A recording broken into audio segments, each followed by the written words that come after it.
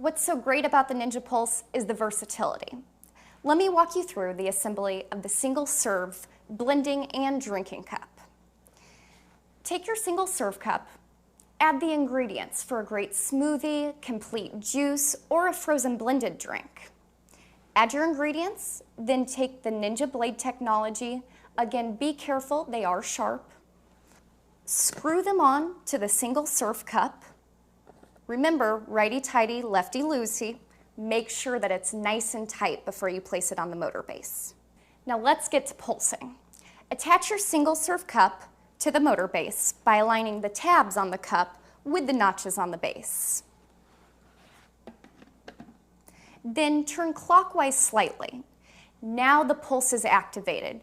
You can press down on the top of the cup to begin pulsing.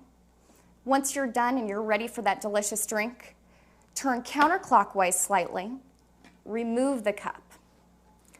Screw your lid and blade set off. Set it aside. Take your drink lid, screw it on, again, righty-tighty, lefty-loosey. And now you're ready to get out the door with a great drink.